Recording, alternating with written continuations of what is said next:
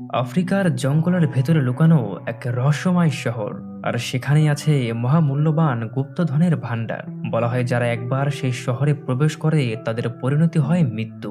কিন্তু একদল লোক সেই লুকানো শহর আর মহামূল্যবান গুপ্তধনের খোঁজে চলে যায় সেই জঙ্গলে। তবে তারা তো আর জানতো না সেখানে অপেক্ষা করছে ভয়ানক প্রকৃতি, জঙ্গলি আদিবাসীদের হামলা এবং সেখানে লুকানো শত শত মৃত্যুফাত। এখন প্রশ্ন আসতেই পারে, কি এমন আছে সেই গুপ্ত শহরে, আর কি বা হয়েছিল তাদের শেষ পরিণতি? তারা কি পেরেছিল সেই জঙ্গলের বিপদগুলো মোকাবেলা করতে? চলুন ভিডিওতে একটি লাইক দিয়ে সবাই মিলে হারিয়ে যায় কঙ্গুর সেই ভয়ানক জঙ্গলে। গল্পের শুরুতেই আমরা একটি কন্ট্রোল রুম দেখতে পাই, যেখানে ক্যারেন এবং তার সহকর্মী চার্লসের সাথে যোগাযোগ করছিল।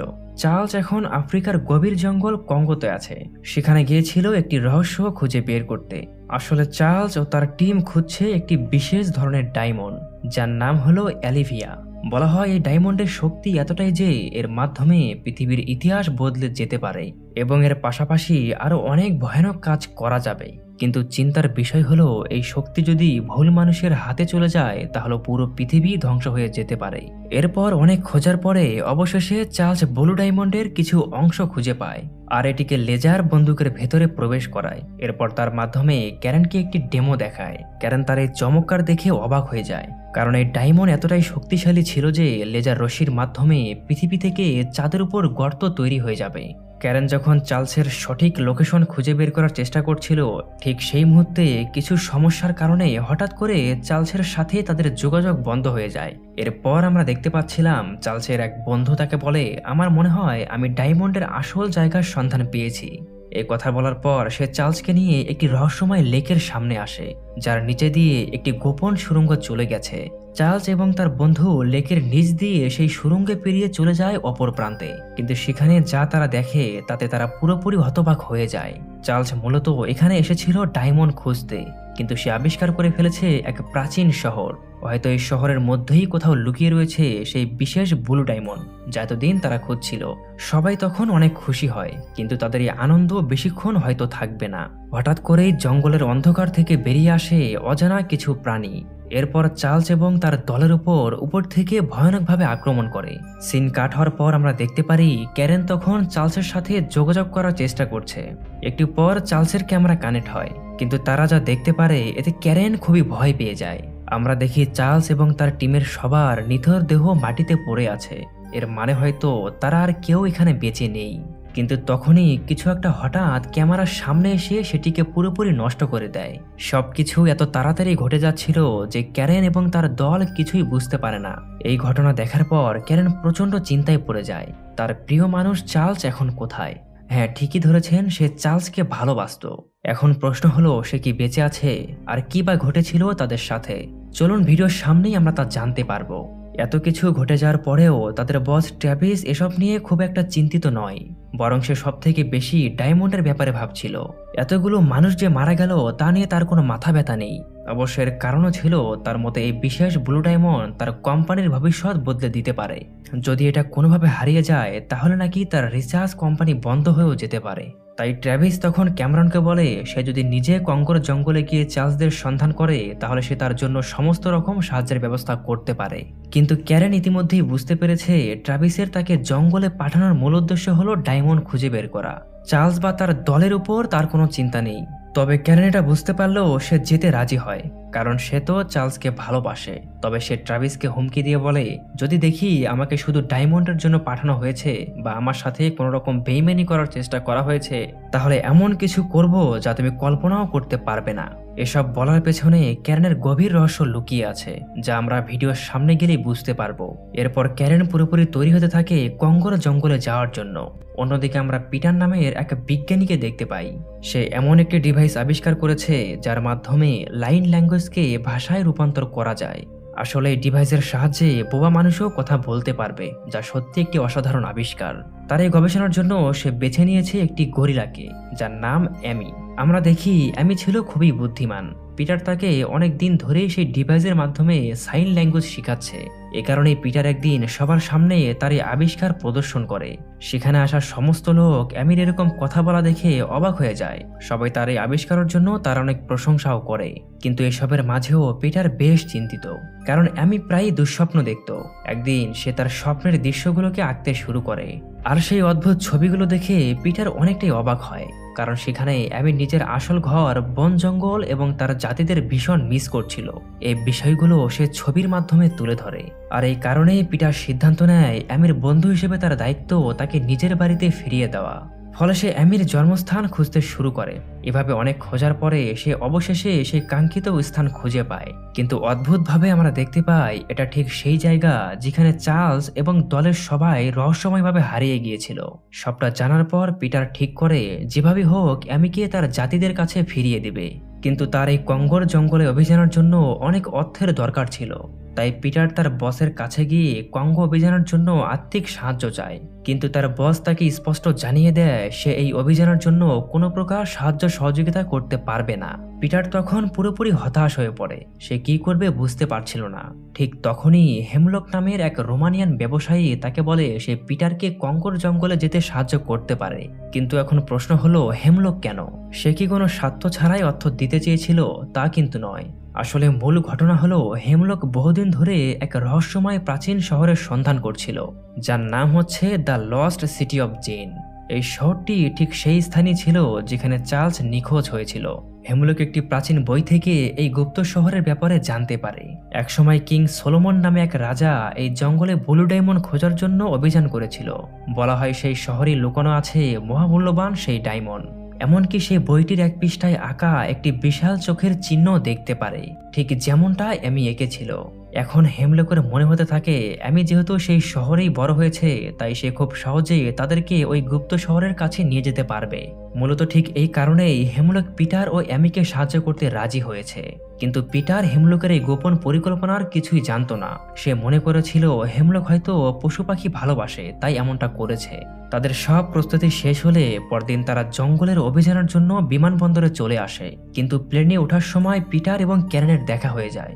এরপর দুজনে পরিচিত হয়ে কথা বলার পর বুঝতে পারে তারা দুইজনই আলাদা লক্ষ্যে হলেও তাদের গন্তব্য একই ছিল, সেই কঙ্গোর ভয়ানক জঙ্গল, যেখানে জানা অজানা সব বিপদ অপেক্ষা করছিল তাদের জন্য। ঠিক তখন আমরা দেখি ক্যারেন তাদের সুরক্ষার জন্য অত্যাধুনিক সব অস্ত্র সাথে নিয়েছিল, যা তাদের জঙ্গলের ভিতরে টিকে থাকতে সাহায্য করবে। দীর্ঘ অনেক সময় যাত্রা করার পর তাদের বিমানটি সেন্ট্রাল আফ্রিকায় এসে ল্যান্ড করে। কিন্তু সেখানে তখন আতঙ্কবাদীদের ভিতরে যুদ্ধ চলছিল। মানে তাদের কঙ্গোর জঙ্গলে যাওয়া এখন অনেকটাই কঠিন হয়ে গেছে। তাই ক্যারেন সেখানকার মুন্ড্রো নামের এক স্থায়ী লোককে তাদের দলে নেয়, কারণ সে কঙ্গোর জঙ্গলকে অনেক ভালো করেই চিনত। সে তাদেরকে জঙ্গলের ভয়ানক সব বিপদ থেকে টিকে থাকতে সাহায্য করবে। এরপর তারা বিমানে করে ফাইনালি কঙ্গোর জঙ্গলের উদ্দেশ্যে রওনা দেয়।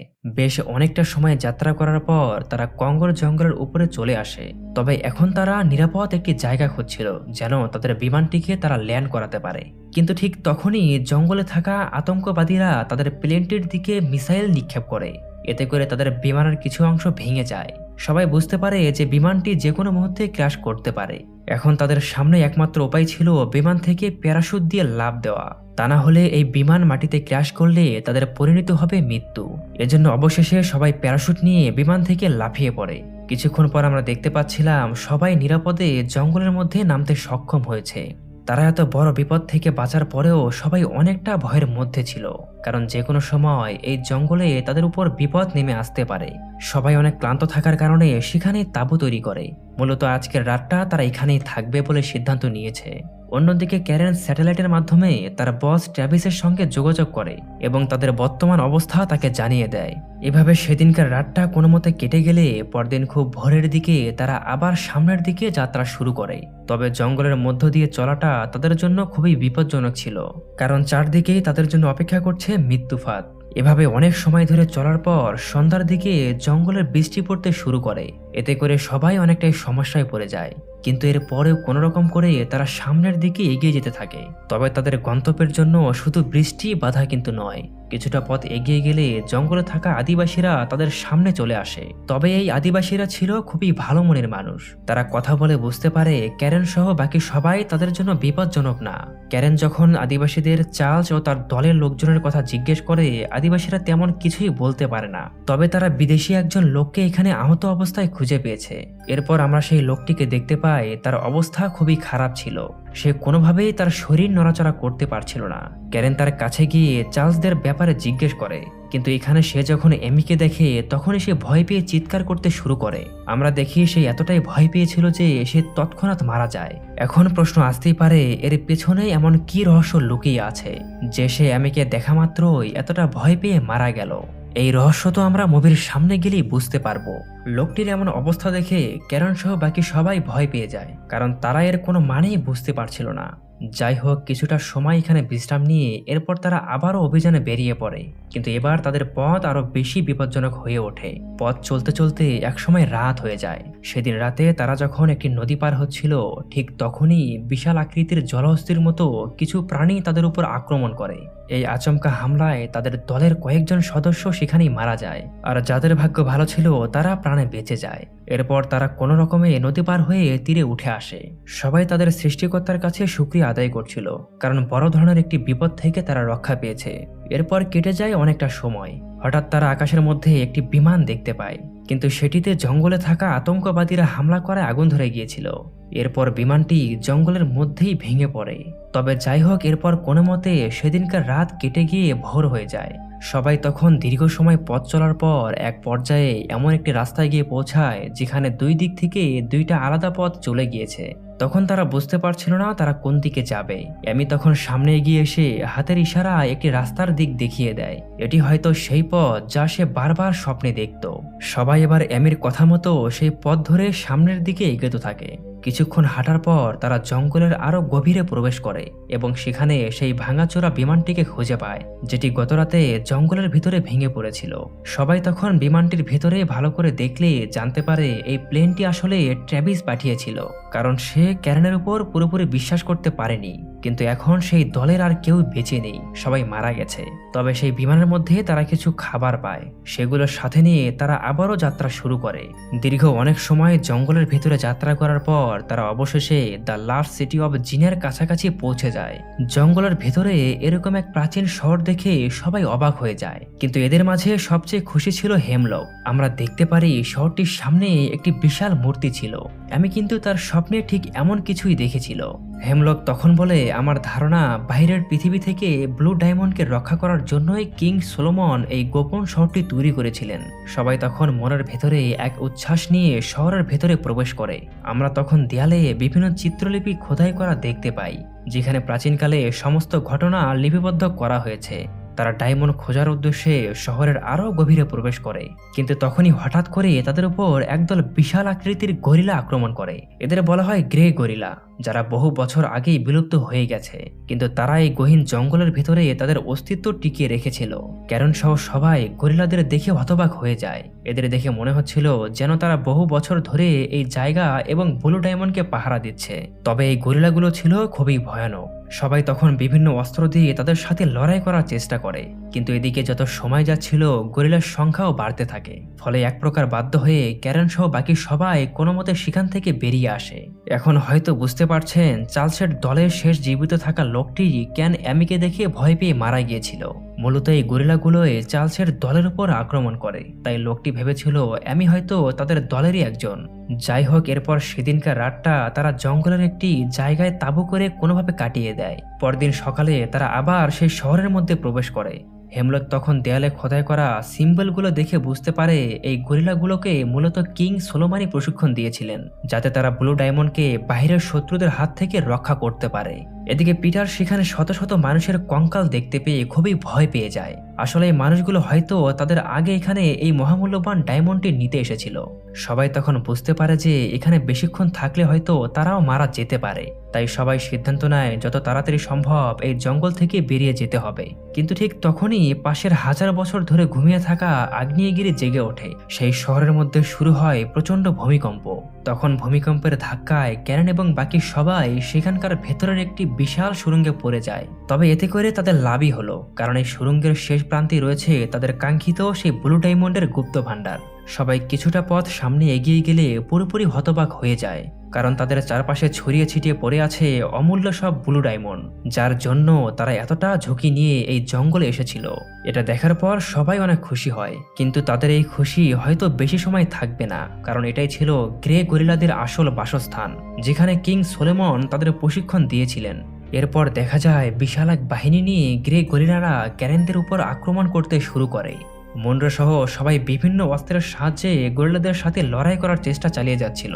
তবে এতে করে কোনো কাজ হয়নি, কারণ গরিলারা সংখ্যায় ছিল অনেক এবং তারা ছিল খুবই হিংস্র। এক পর্যায়ে আমরা দেখি হেমলক সেই গরিলাদের হাতে বাজেভাবে মারা যায়। এদিকে ক্যারেন দেখে চার্লসের নিথর দেহ কঙ্কালগুলোর মধ্যে পড়ে আছে। এসব দেখে সে মানসিকভাবে খুবই ভেঙে পড়ে, কারণ যার জন্য সে এত দূর পর্যন্ত এসেছিল সে ভালোবাসার মানুষটি আর বেঁচে নেই। যাই হোক, তাদের হাতে বেশি সময় ছিল না, কারণ আগ্নেয়গিরির লাভা ধীরে ধীরে এই জায়গাতে প্রবেশ করতে শুরু করেছিল। অন্যদিকে পিটারকেও কয়েকটি গরিলা চারদিক থেকে ঘিরে ফেলে। তবে যখনই তার উপর আক্রমণ করতে যাবে তখনই হঠাৎ এমি এসে গরিলাদের সাথে লড়াই করে এবং তাকে বাঁচিয়ে নেয়। এরপর দেখা যায় ক্যারেন, মুনরো, পিটার এবং অ্যামি কোনো রকমে সেই ভয়ঙ্কর শহর থেকে বেরিয়ে আসে। ঠিক সেই মধ্যেই শহরের মধ্যে আগ্নেয়গিরির লাভা স্রোত প্রবেশ করে। এরপর সেই ব্লু ডায়মন্ডের ভান্ডারও গেরিলাদের পুরোপুরি ধ্বংস করে দেয়। এভাবেই চিরতরে হারিয়ে যায় লস্ট সিটি অফ জিন। এরপর অনেকটা সময় পর ক্যারেন সহ বাকি সবাই নিরাপদ স্থানে চলে আসে। তবে সবাইকে অবাক করে দিয়ে আমরা ক্যারেনের হাতে একটা ব্লু ডায়মন্ড দেখতে পাই, কিন্তু এটি সে ট্র্যাভিসকে দিবে না, কারণ সে আগেই বলেছিল যদি ট্র্যাভিসের একমাত্র উদ্দেশ্য ব্লু ডায়মন্ড হয় তাহলে সে এমন কিছু করবে যা সে কল্পনাও করতে পারেনি। এরপর ক্যারেন একটি লেজার বন্দুকে সেই ব্লু ডায়মন্ডকে ব্যবহার করে। এরপর সেটাকে টার্গেট করে ট্র্যাভিসের কোটি কোটি ডলার দামের স্যাটেলাইটের দিকে, যেটার জন্য ট্র্যাভিস সে ব্লু ডায়মন্ড খুঁজছিল।